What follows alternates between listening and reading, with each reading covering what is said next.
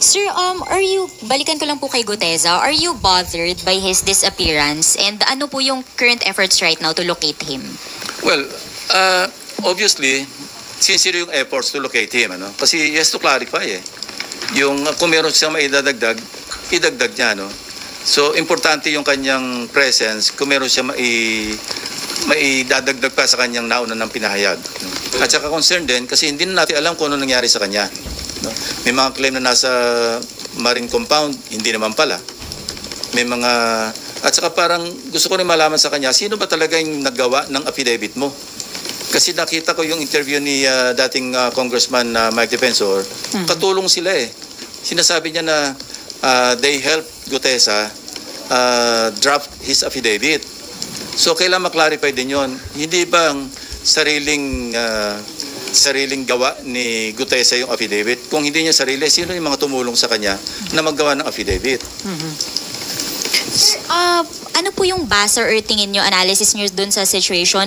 Is he hiding or meron po bang nagtatago sa kanya? Hindi ko alam. Yung guess mo is as good as mine, ano? Kasi wala nga nakakalam, tahimik na tahimik. Alam nyo, ganito lang yan, ano? Kung ang hangad mo, mag-prosecute talaga, makapagpa-convict talaga, dapat hindi siya nawawala.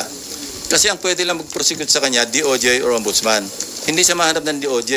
Hindi siya mahanap ng Ombudsman. Kung ang intention mo, magpropaganda lang, diyan ka sa Blue Ribbon at mawala ka na. Kasi yun lang Sa ngayon, di ba, nagkaroon ng isipan sa mga kababayan natin na siya lang ang nakapag-implicate kay Speaker Romualdez. Although kay Congressman Saldico, hindi lang siya, ang dami pang ibang nag-implicate sa kanya, nauna na. Pero ang importante rito, in-implicate niya si dating Speaker Romualdez at nag-iisa siya nakapag-implicate. Pagkatapos nawala siya. So kung ang hangarin mo is talagang logical conclusion which is to prosecute and convict former Speaker Romualdez, dapat nandito siya. Hindi man sa Blue Ribbon, kung inisip niyang hindi siya makapagtiwala sa Blue Ribbon, humarap man lang siya sa DOJ, humarap man lang siya sa Ombudsman. Kung yun ang hangarin. So now, anong isipin natin? Bakit Blue Ribbon lang at pagkatapos ng isang pagsipot, nawala ka na? So sir, hindi niyo ba tatanungin si Mike Defensor considering na siya ang nagbigay kay Marcoleta? Yun nga, papadala namin yung subpoena through the office of Senator Marcoleta. No? And yung sinasabi niya na iniispayan ko siya, hindi yun ang dahilan. Gusto ko lang makita, kaya pinareview ko yun para makita ko, baka sakali may nakakakilala o makikilala natin yung kasabay niyan dumating. So incidental na lamang yun na sinalubong pala siya ng staff ni Senator Marcoleta, dinala sa opisina niya, nag-stay for a while, tapos nanood ng hearing doon sa gallery hanggang sa tinawag siya 10:27 I think. But he stayed there. He arrived at around 8:27. At saka yung CCTV, this is a public place. Yung Senado. Huwag tayong magtaka. Alam na natin na merong CCTV dyan. Kayo mismo namomonitor nyo kami pag dumarating na kami, di ba? Kaya minsan nakaabang na kayo sa second floor. So this is an open area. No? And, you know, meron tayong jurisprudence tungkol sa CCTV footages. Yun yung Ople versus Torres. Ang tawag doon, ang doctrine doon, yung reasonable expectation of privacy. Meaning, pag nasa public place ka, i-expect mo naman na yung privacy mo, mako-compromise, no? May reasonable expectation privacy. Kung nasa private place ka, now, I heard Senator Marcoleta na kung ako ba nagbi-Big Brother o okay lang ba raw na tiktikan niya rin opisina ko. Well, bibigyan ko siya ng logbook kung gusto niya everyday, kung sino yung pupunta sa office ko. At walang contractor na pupunta doon.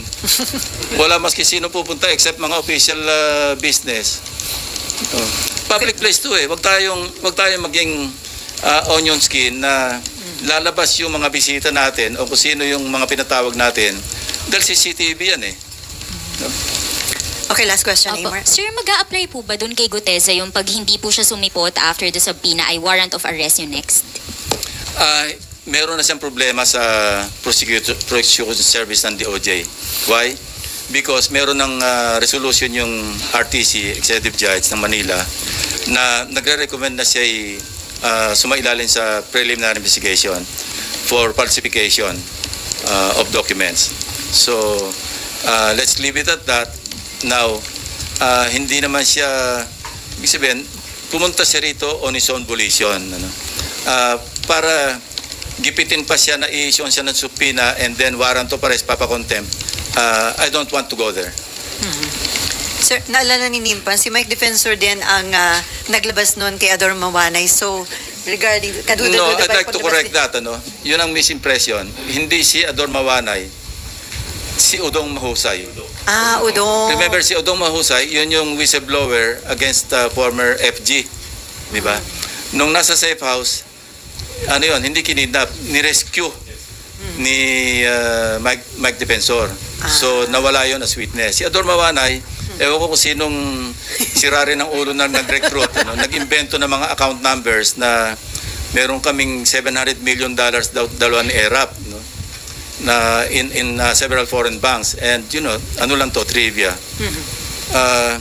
I myself, kasi nag-alala ko noon, baka mamaya dinipositohan nila ako ng pera sa Hong Kong na i-withdraw nila lang para maipakita lang na meron akong account na ganong kalaki sa Hong Kong. So ako mismo nagkusang loob noon, I wrote the regional director of HS hindi, ano ito, yung isang bangko. Anyway, na nag-reply, ang sagot sa akin, yung pattern ng account number ni Mawanay, pattern ng account number ng credit card, hindi ng bank account. Doon pa lang alam ko na nagsisinungaling siya. And by the way, Victor Corpus, siya kasi nag-handle. After 10 years or more than 10 years, he approached me through a fellow cavalier na gusto rin mag-apologize personally. And I accepted. No, nag-usap kami, sabi niya talagang, I was taken for a ride, although it took him that long to rectify and to apologize. Sabi ko, apology accepted. Even yung one major daily, yung Philippine Daily Inquirer, kasi naging subject ko ng libel case yung Philippine Daily Inquirer. No? They try to negotiate with me doon sa aming libel case. Sabi niya, any story that you want, headline or above the fold. Sabi ko, I don't want that. Ang kailangan ko lang to get back or restore my dignity. No? Maggawa lang kayo ng konting erratum, public apology, kasi talagang for the longest time, yung nagsuffer ako ng gusto. So, this is nothing new to me, yung nangyaring ganyan na nagre-recruit ng witness, nakapanira ng tao, because I've been there. I've done that. So sir, may info ka ba? Bakit si Mike Defensor ang nilapitan ni Gutesa? Tapos si Mike Defensor inilapit naman kay Senator Marcoleta? Hindi importante sa akin yun. Importante sa akin, yung aking trabaho bilang Blue Ribbon Chairman.